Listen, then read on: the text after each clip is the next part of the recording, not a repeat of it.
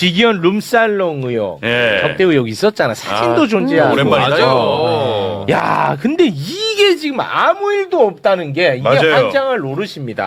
공수처에서 그런데 이제 최근에 소환 조사 받은 사실이 언론을 통해서 알려지게 된 겁니다.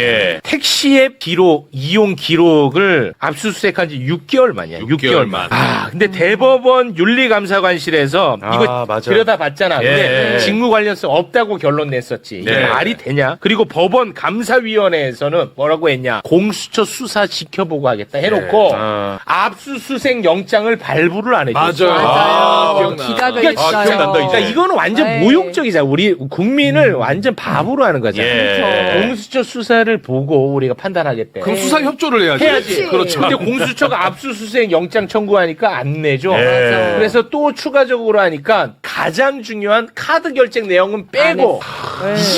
기억난다. 진짜. 아, 판사님. 아, 저는 진짜 사법부 때문에 요즘 진짜 괴로운 사람입니다. 그러니까요. 핵심 증거가 될 만한 것들은 다 기각을 시키고 택시 앱 이용하는 정도만 해줬는데 직위원 부장은 저보다 3년 후배인데 수원에 근무할 때 이제 보면 그 선배들 술자리에도 스스럼 없이 들어와서 소폭을 말아먹었던 먹었던? 그러니까 이제 그 고급 룸사롱에서 삼겹살에 뭐 소주를 먹었다고 하는 건 저도 말이 믿겨지지가 안 되고요. 않고요. 예, 또 술도 좋아하고 사람도 좋아하고 사실 윤석열 재판 전까지는 저도 굉장히 재밌는 후배로 기억하고 있었는데 윤석열 재판을 시원하게 말아드시면서 국민의 공적이 됐죠. 그렇습니다. 안타깝습니다. 근데 지금 의정부에서 되게 행복하게 살고 있다는 얘기가 들립니다. 좋아하는 골프하고 뭐 그래요? 이 보통 사람 마시고. 같았으면 이 구속사유인 게 증거인멸 의혹까지 있잖아.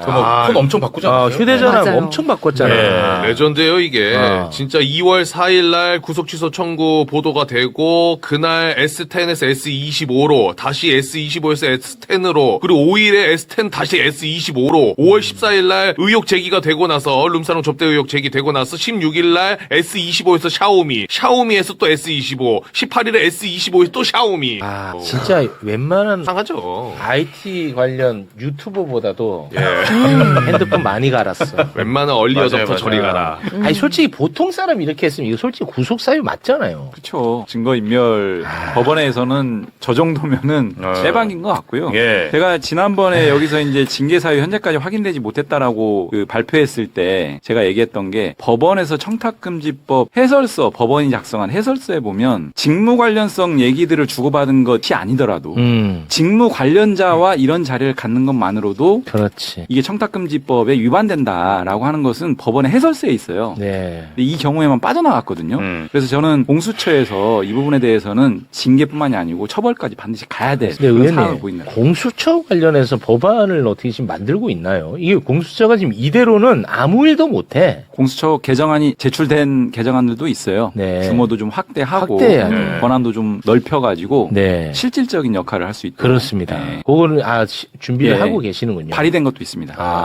해야 돼요. 이거 반드시 해야 됩니다. 저는 그리고 대단히 열이 받았던 게 지금 이 룸사롱 갔던 게 내란 재판 중에 간 거잖아요. 내란 재판을 하던 와중에 본인이 먼저 연락을 해가지고 후배들 불러가지고 이 룸사롱을 간 거거든요. 근데 이제 거기서 얘기하기로는 나 룸사롱 가서 한두 잔밖에 안 마셨고 내가 있을 때는 여성 조검원을 부르지 않았다. 이제 이렇게 얘기를 했는데 이제 그것도 전혀 확인이 안 된 확인이 안 거잖아요. 되잖아요. 확인이. 네. 그리고 저 휴대폰 교체한 시기도 보면 저 한번 다시 띄워주시면 띄워드릴까요? 5월달 저거는 이제 룸사롱 접대 의혹이 나오니까 이게 3일 만에 이틀 만에 바꿨다 그러더라고요. 이틀이네. 이틀 네. 만에. 그러네. 예. 저거는 완전히 증거 인멸이고. 그렇죠. 그다음에 저 2월 4일 날 바꾼 거는 이제 윤석열이가 구속치 취소 시켜달라고 청구한 날 그날 바꿨다고 합니다. 바꿨고. 맞습니다. 그러니까 이거는 저기 풀어줄 결심을 하고 아마 그 직전에 뭐가 전화 통화를 법원 행정처 누가 했든가 아니면 카톡으로 뭐가 지시가 내려오지 않았을까라는 의혹을 충분히 할 만한 의심할 만한 그런 시기가 그렇습니다. 속상합니다. 네. 저거는 정말 중하게 봐야 됩니다. 중하게 봐야 되는데 지금도 뭐 댓글에서는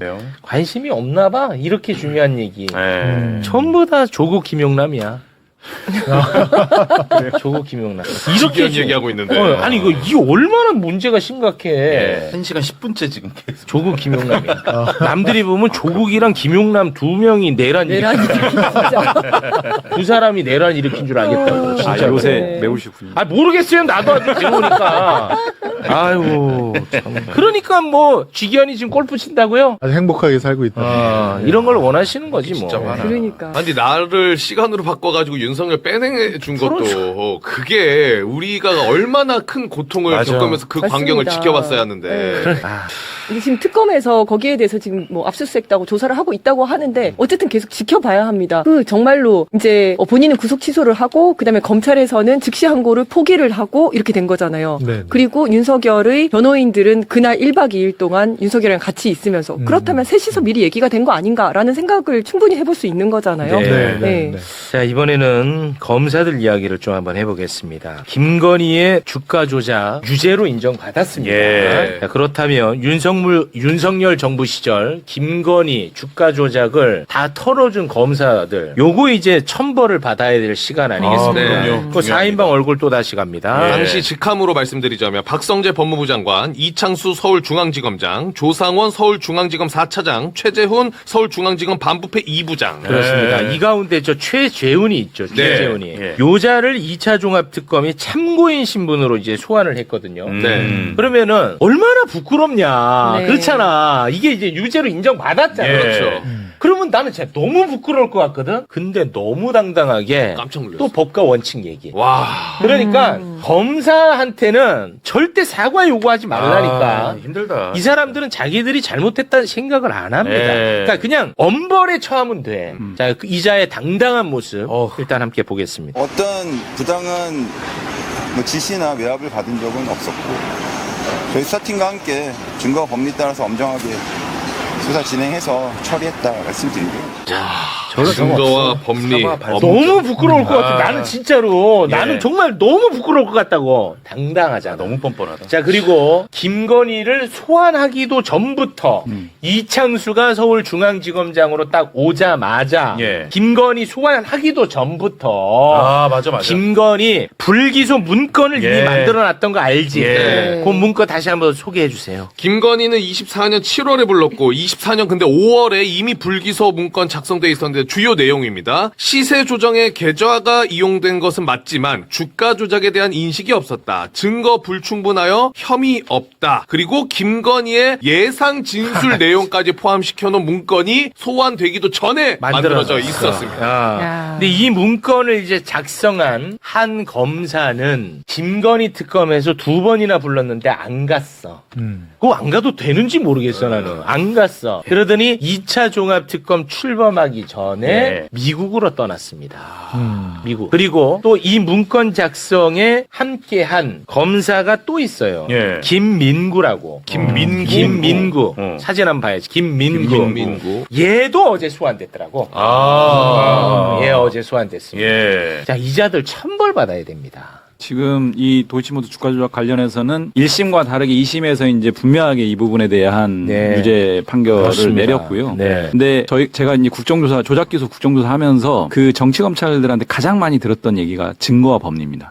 이게 약간 레파토리 같아요. 그냥 자동으로 나오는 것 같아요, 자동 입에서. 나와. 예. 맞아. 증거와 법리에 따라서 우리는 수사했다라고 하는데 들여다보면 증거와 법리는 온데간데 없이 왜곡과 조작으로 일관하는 맞습니다. 이런 상황들이 확인이 되는데 이게 세 가지 장면이 있습니다. 말씀 주신 게 첫 번째 장면이고요. 두 번째가 이창수 전 서울중앙지검장이 무죄 판결 검토하라는 취지의 어떤 문자 메시지 네. 이 부분이 드러난 부분이 있고 그렇습니다. 또 하나는 김건희가 박성재 전 장관에게 보냈던 문자 그렇지. 내 수사 어떻게 되고 있냐 그렇지. 그러니까 이게 한 궤로 저는 깨어질 수 있다라고 보거든요. 네. 그래서 일련의 과정을 보면 과연 이 수사에 대한 처벌 의사라든지 이 죄를 밝혀낼 의지가 있었는지에 대해서 명확하게 드러나는 부분이기 때문에 네. 결국은 지금 최재훈 당시 부장이 이제 이제 주인 검사라는 거 아닙니까? 마지막 불기소 처분을 내렸던. 네. 또 혼자 단독에 이런 결론들을 내리고 진행하지는 않았을 거예요, 당연히. 당연하죠. 그러니까 윗선 과정에서 이 사건 처리의 종국적인 결론을 어떻게 가져갔는지까지를 밝혀내는 게 이제 핵심이고, 그렇습니다. 저는 그 과정에서 분명히 직무유기 등의 어떤 범죄 혐의가 드러날 수 있다 이렇게 좀 보고 있기 때문에 네. 분명하게 짚고 넘어가야 됩니다. 이번 그렇습니다. 최재형 부장은 정말 부러운 줄 알아야 됩니다. 왜냐하면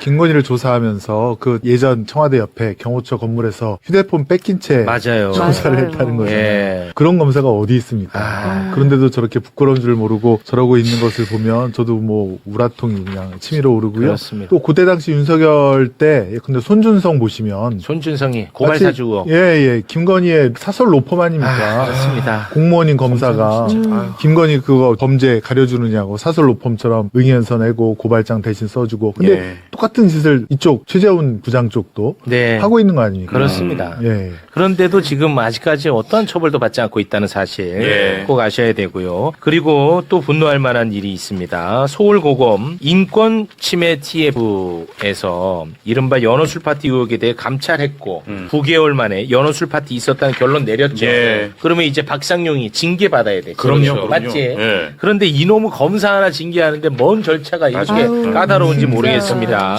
대검 감찰위원회를 먼저 열고 네. 그다음에 구자연 검찰총장 대행이 법무부에 징계를 청구하면 그제서야 이제 뭐 징계를 할 수가 있어. 예. 그런데 이제 어제 대검 감찰위원회가 열렸습니다. 예. 그런데 대검 감찰위원회에서 박상용이를 부르지 않았어. 근데 이놈은 박상용이는 그냥 지가 밀고 들어간 거야. 그래서 기자들 앞에 섰어. 예. 그래서 막 하소연해. 그런 다음에 밑도 끝도 없이 그냥 기다렸어. 나 소명하고 싶다고. 그러면은 부르지도 않았단 말이야. 예. 그러면 얘는 그냥 혼자 기다렸다 집에 가면 돼. 그렇죠. 그런데 얘를 그렇게 오래 기다렸어. 불러줘서 소명을 들어. 아, 또 들었어요? 와, 그러니까 검사들은 무슨 뭐 화내고 떼쓰고 하면 다 들어줘. 와. 박상용이가 그냥 왔다니까. 기자들 앞에서 뭐 어떤 이야기했는지 그거 잠깐 보고 오겠습니다. 소명을 할 수 있는 기회가 전혀 주어지지 않은 채 정해진 결론에 의해서 징계가 이루어져서는 안 된다고 생각을 합니다. 그리고 기다리고 있었다 민원실에. 그러니까 불렀어. 와. 소명 들어줬어. 뭐 절차 이런 것도 없네. 없어 검사들은. 아 정말 미치겠습니다. 대검 감찰위원회는 이제 그 출석을 반드시 시켜야 되는 건 아니거든요. 네. 그래서 이제 판단해서 출석 여부를 이제 감찰위원회가 이제 결정하면 되는 건데 예. 통지를 출석할 그 부분에 대해서는 통지를 별도로 안 했어요. 안 했어요. 그냥 무작정 기다리고 네. 들어가서 얘기하고 그걸 불렀어. 이런 방식이었던 예. 거죠. 우리 국정조사 때도 아. 선서 안 하겠다고 그렇게 네. 하고 지 멋대로야. 증언은 하겠다는 거고 그렇게 했는데 저희는 결국 증언은 못 하게 했죠. 그렇습니다. 너무 네. 잘하셨어요. 예. 아, 근데 진짜 얘기하신 것처럼 검사의 징계 절차가 이렇게 복잡한지 저 처음 알았어요. 그렇습니다. 결국에는 대통령이 또 그거를 결정을 해야 되는 시스템이 말도 안 말이 돼. 안 돼. 일반 공무원입니다. 공무원인데. 예. 검찰 개혁 해야 돼, 안 해야 돼? 무조건 해야죠. 해야 되죠. 예. 검찰 개혁으로 빨리 들어가겠습니다. 네.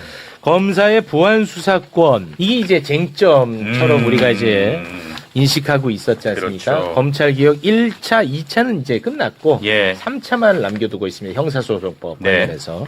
그런데 현실적으로 검사의 보안 수사권을 주기는 어려운 상황이 됐습니다. 왜냐? 이 검찰 개혁은 총리실 주도로 지금 이루어지고 예. 있잖아. 예. 그런데 일주일 전에 김민석 총리가 보안 수사권은 폐지하는 것으로 원칙으로 논의하라고 지시를 했었습니다. 예. 네, 국무총리실 산하 검찰개혁 추진단에 검사에 대한 보안 수사권은 폐지하는 것으로 방향을 잡되 이를 바탕으로 보안 수사 요구권 부여 여부를 논의하라. 이렇게 딱 얘기했어요. 네. 그런데 어제 헤럴드 경제를 보고 제가 정말 또 까무라치는 줄 알았습니다.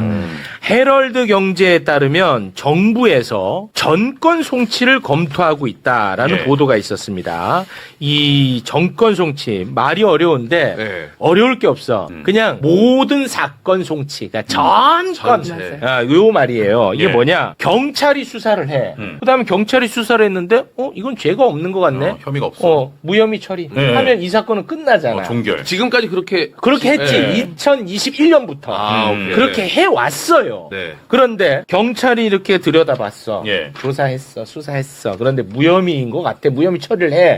그럼 원래 끝나야 되는데 이것조차도 검사들에게 넘겨야 한다. 그래서 이 사건을 종결할지 말지를 결정하는 것. 그게 정권 송치인데 그거를 다시 역행해서 살릴 수도 있다라는 거야. 헤럴드 경제 보도에 따르면 헤럴드 경제 보도 일부 소개해 주시죠. 공룡 경찰도 막는다. 보안 수사권 대신 정권 송치 급부상이라는 헤드라인이고요. 내용을 보자면 현 정부와 여당의 검경 수사권 조정 작업을 잘 아는 한 관계자는 헤럴드 경제에 경찰이 수사를 종결할 권한을 공소청에 넘기는 방향으로 검토하고 있다며 중수청도 수사 종결을 못하게 할 것이라고 했다. 정부 내 형사소송법 개정 논의에 관여하는 다른 관계자는 수사 개시권과 종결권을 분리하는 정권 송치는 형사사법체계 완성이자 최소한의 견제장치라고 말했다. 이 관계자는 수사에 착수한 기관이 종결까지 마음대로 할 수 있다면 수사권이 오남용될 여지가 크다며 경찰의 사건 암장 등은 경찰이 수사 개시권과 종결권을 모두 가진 데에 대한 부작용이라고 했다. 와. 라는 보도 내용이에요. 이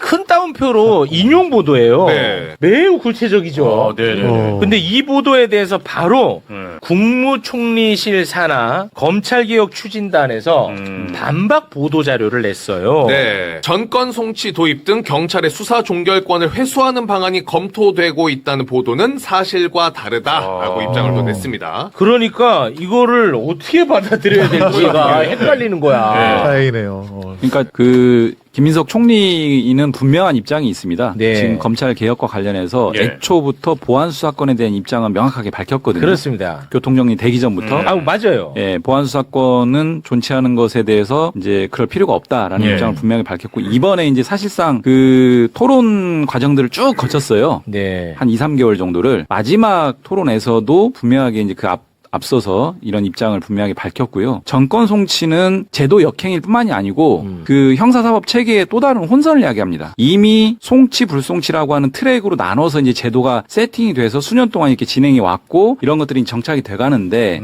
다시 한번 그걸 또 역으로 돌리면 여러 가지 혼선이 생깁니다.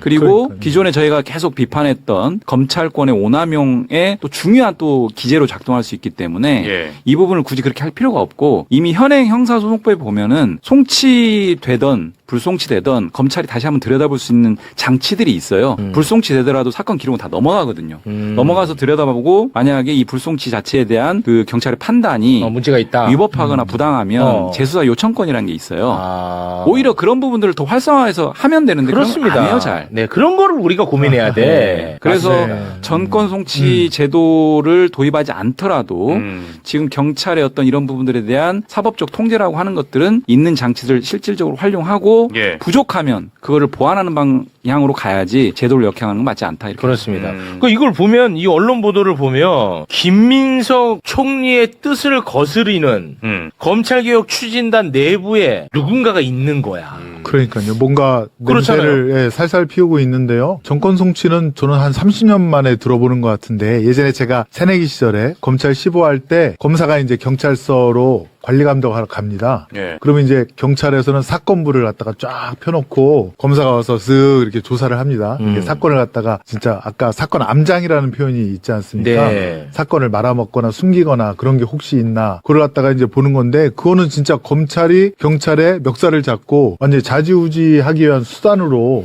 쓰이는 게 바로 정권 송치였고요. 예. 그렇습니다. 그다음에 지금은 이용호 의원님도 말씀 주셨지만 킥스라는 시스템을 경찰과 검찰이 오픈해서 서로 쓰면 또 지금 공수처도 같이 쓰고 있거든요. 예. 네. 그러면은 사건 암장이라는 일이 일어날 일이 없어요. 정권 송치라는 단어는 정말 검찰 개혁을 역행하는 것이고 아니 이러다가는 진짜 그 검사의 수사 지휘를 하면서 경찰 수사에 대해서 평점 주는 그런 제도라든가 그것도 도입하자고 하겠어요. 그러니까 그다음에 저- 이제 구치소 감찰이라고 그래서 검사가 구치소에 가서 뭐 불법하게 구금된 사람이 있는지도 예전에는 그런 거 다 했잖아요. 네네. 뭐 이런 것들 옛날 것들을 다 부활하자 뭐 이럴 태세인 것 같아요. 그리고 저는 역행한다고 생각하고 예. 정권 송치는 있어서는 안 된다. 그렇게 말씀을 드리고 싶습니다. 네. 제가 네. 보니까 저 정부 관계자라는 사람이 어쨌든 되게 구체적으로 발언을 했잖아요. 맞아요. 네, 근데 김인석 총리의 어떤 기조에 반하는 검찰주의적인 생각을 가지고 있는 사람인 것 같은데 이 네. 사람이 어떻게 보면 간을 보기 위해서 한번 던져보는 것 같은 느낌이 좀 들어요. 보안 수사권은 폐지하는 걸로 가닥이 딱 잡히니까 이건 안 되겠구나. 그러면 전권 송치 한번 싹 날려보고 제가 볼 때는 좀 있으면 뭐 지휘 이런 얘기도 한번 나올 수도 있다고 그러니까요. 봐요. 예. 아, 수사 지휘. 이런 거 필요하다. 이렇게 살짝 던져보고 전선을 좀 다양화 한번 해보려고 노력하는 거 아닌가라는 생각이 들고 아니면 보안 수사권을 지켜내기 위해서 어떤 협상 전략 차원에서 정권 송치까지 갔다가 안 되면 나중에 이제 마지막에 뭐 보안 수사권을 유지하는 방향으로 요거라도 지키기 위해서 그러니까 정권 송치를 마치 양보하는 것처럼. 처럼 그렇게 가려고 지금 이렇게 하는 거 아닌가 이런 생각이 좀 들어요. 그러니까 예. 정권 송치하면 검사들이 경찰의 수사를 다 보겠다는 거고 예. 또 보면 그런 말도 나올 것 같아요. 우리가 평가하겠다. 그래서 수사 못하거나 이상하게 하는 경찰들은 징계까지 요청할 수 있는 뭐 이런 것까지 말이 나오겠어요 보니까. 그게 네. 완전히 30년 전으로 돌아가는 거거든요. 예. 이게 또 어떤 중요한 지점이 있냐면요. 대한민국의 수사 총량이라는 게 있습니다. 수사 역량들의 어떤 총합이 있을 텐데 네. 그런 부분들이 낭비되는 측면이 있어요. 그러니까 사건을 털 수 있을 때 털어줘야 되거든요. 맞아요. 근데 털지 못하고 계속 검찰로 또 넘어가면 공수처로 넘어가면 예. 그거에 대한 사법 그 역량이 좀 낭비되는 측면이 아, 있어요. 네네네. 그리고 두 번째는 국민의 피해로 돌아갑니다. 그러니까 불송치로 정리된 사건들은 한 번씩 정리해줘야 되는데 그렇죠. 그게 정리되지 않은 상태로 계속 공수처로 딸려가면 그 말하자면 피의자 이 국민이거든요. 이분들도 계속 거기까지 가야 돼요. 그럼 부담도 비용도 부담이 생기는 거고 마지막은 역량에 있어서 경찰이 책임성 있게 사건을 가름하면 타줘야 되는데 만약에 모든 사건을 정권 송치한다라 그러면 경찰 입장에서는 어차피 공수처에서 결론 내릴 텐데 야 적당히 해서 넘겨 그럴 수도 이럴 있겠네. 수도 있어요. 그럴 수도 있겠네. 꼭 그렇게 가지는 않겠지만 네네네. 그래서 역량을 온전하게 보존하기 위해서라도 지금까지 정착되고 진도가 나간 이 그 송치 불송치 트랙은 유지하는 게 맞다. 이런 알겠습니다. 이 조금 많이 문제가 있는 댓글들이 올라옵니다. 네. 댓글이 이게 참 댓글이. 무슨 음모론까지 끌어들이냐고 하는데 무슨 댓글이에요? 아니 뭐 음모론까지 끌어들이니 나보고 지금 이게 보도가 된 거고 반박 보도 나왔는데 무슨 음모론이라는 좀 쉬어 너. 너 지금 문제 있어. 좀 쉬어. 알았지? 조금 아파 보인다. 조금 예, 피곤해 보니까 쉬어. 예. 근데 그 두 번째 반박 보도에서 나온 것처럼 공식적으로 검토한 건 아닌 것 같아요. 네. 공식적으로 검토를 했으면 만약에 정권 송치라든지 이런 거에 대한 통계는 경찰에서 다 가지고 있기 때문에 경찰 쪽에다가 자료 요청이나 이런 걸 했을 건데 그런 건 전혀 없다고 하더라고요. 네. 아주 일부가 그냥 이야기를 그런 것 하고 있는 같아요. 것 예, 네. 그러니까 총리의 생각에 반하는 일을 네. 누군가가 일탈 행위로 좀 한 것 같아. 그런 것 같아요. 예. 네.